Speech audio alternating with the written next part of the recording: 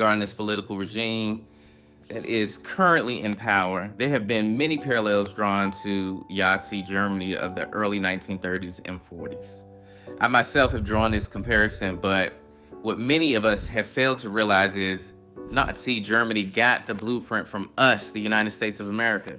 It's essential to understand the differences and influences between these periods. Nazi Germany's rise in the 1930s was driven by economic despair, nationalism, and a specific ideology that scapegoat minorities. Kind of sounds familiar to me, don't you think? While today's political issues are complex yet similar, they stem from some different historical contexts. Interestingly enough, Nazi ideology did draw some inspiration from the racial policies seen in the Reconstruction era of Jim Crow laws in the United States. Now, following the Civil War, states like North Carolina, for example, underwent significant transformations during the Reconstruction era of 1865 through 1877.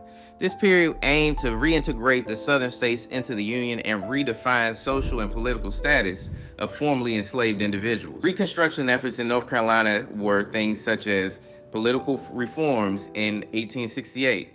North Carolina adopted a new state constitution that extended voting rights to black men and established a system of public education.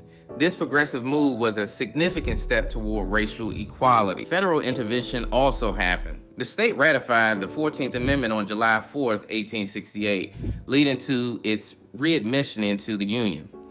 Federal troops, including African-American military units like the 37th U.S. Colored Troops, were stationed in North Carolina to maintain order and support Reconstruction policies.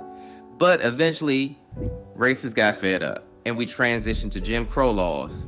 Despite the initial advancements, Reconstruction faced fierce opposition from white supremacists.